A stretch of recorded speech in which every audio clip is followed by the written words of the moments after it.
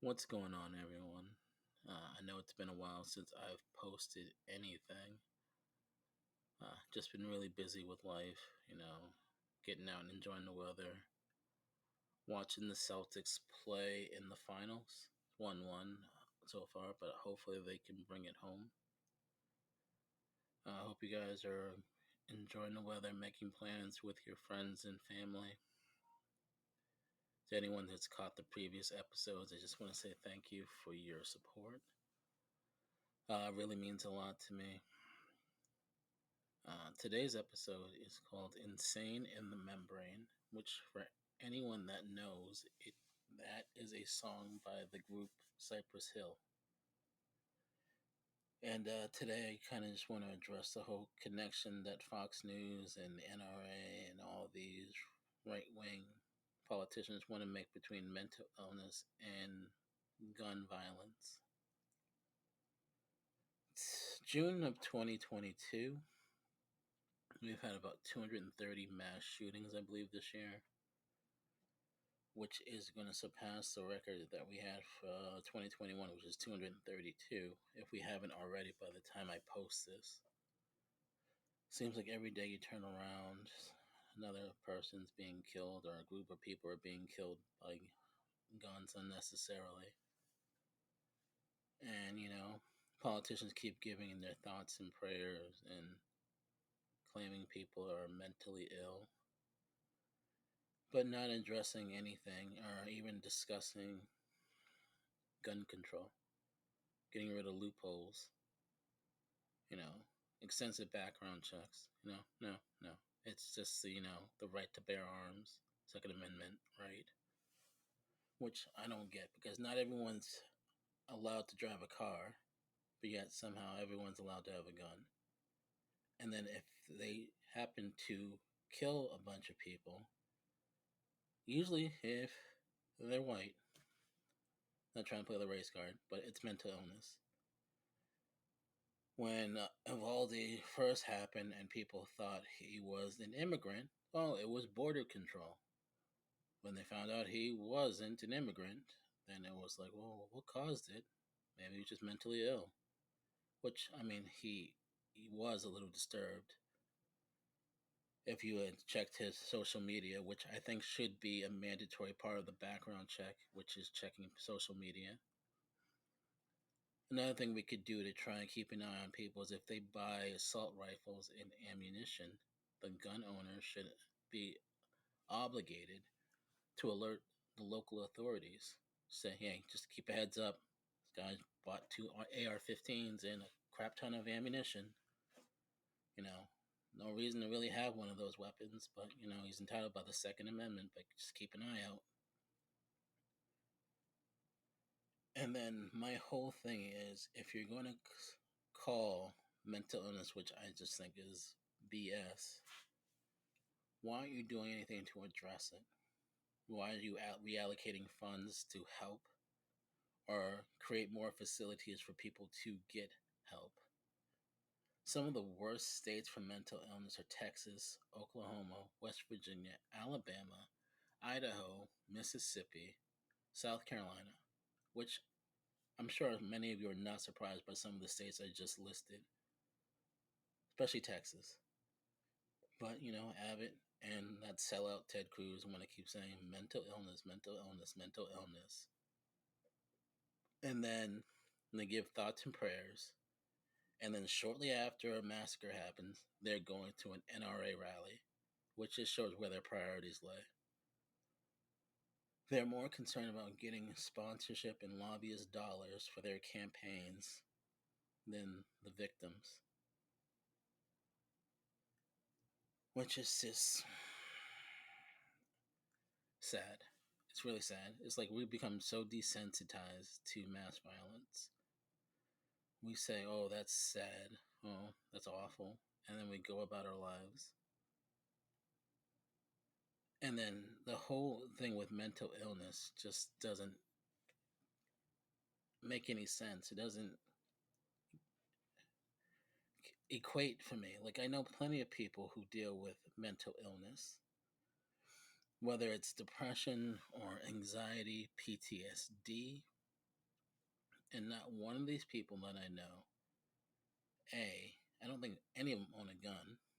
B, I've never heard of any of them threatening to kill a bunch of people. And I'm sorry, I don't care what you say. That kid in Buffalo, that's not mental illness. That was premeditated. That was just cold blooded, sadistic murder. Try to paint it any way you want. You put lipstick on a pig, guess what? It's still a pig.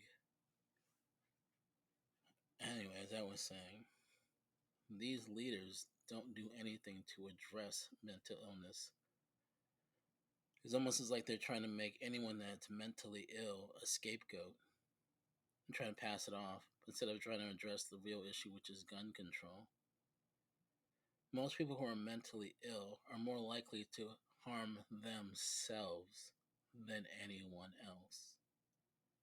I think what you need to address is behavioral health. That's, I think, part of the cause. When people make a conscious decision, whether it's to rely on substances or eating disorders or something like that, you're making a choice for the most part to try and compensate for something. And I think that's part of the reason what some of these people are doing. Now, you can kind of tie it in to the whole mental health thing, but yet usually there's a correlation between that and something else. I think you're maybe a little mentally disturbed and you've been a victim of abuse in any way, shape, or form. Possibly. You're mentally ill and then you grow up in a very impoverished area where you're constantly subjected to violence. Maybe I could see it. And then, if that's the case, why are we addressing these other issues or these other factors? Why aren't we providing adequate resources for mental illness treatment? Why aren't we providing adequate resources for social workers? You hear so many cases where kids are initially taken out of a bad situation and either put into another bad situation or sent back to that situation they were taken out of to be relegated to abuse. And what do you think that does to someone? You think they're going to live a normal lifestyle when they're constantly being abused? Why aren't we equipping and training our police officers? Why aren't we raising our minimum wage, which we've been arguing about for years, at $15 an hour? That in most areas, $15 an hour won't cut it. But yet, no, we don't want to do that. People should be able to pull themselves up by their bootstraps making minimum wage. And, oh, that's just an entry level. Well, there's so much competition. And then people are strapped down with college debt, which is just another topic that I'm going to bring up at some point. That it seems like you never get ahead. But, we don't want to address anything. We don't want to fix anything. That it's just, I don't know where we go at this point. 232 or so mass shootings, thousands of people injured or killed, children who will never get to fulfill their hopes and their dreams over gun violence. It just doesn't make any sense to me. You think, as a political person or person that is running for office, that you would try and at least do something. Put aside your political affiliations and your ideologies and your outlooks to try and save people. It isn't about red or blue or left and right. It's about right and wrong. And to just think that we are just don't have a gun issue, that we don't need gun control, and just keep blaming mental illness is just wrong. It doesn't make any sense. It never has and it never will. There are responsible gun owners who agree on red flag laws, who agree on some form of gun control, but yet these politicians can't seem to bring themselves to try and vote on it, pass a bill or anything, because it'll hurt their bottom line. It'll hurt their pockets. They may not be able to get reelected. And they only care about themselves and their legacies rather than the people who voted for them, their constituents. And it's just sad. People like Abbott in Texas and sellout Ted Cruz. I mean, even DeSantis, who, as much of a douchebag as he is, passed red flag laws in Florida. Now, I don't agree with all of his other policies, believe, trust me, but at least he did one good thing. You think these other people would follow suit? This kid Navalny had no business getting a weapon. He was 18.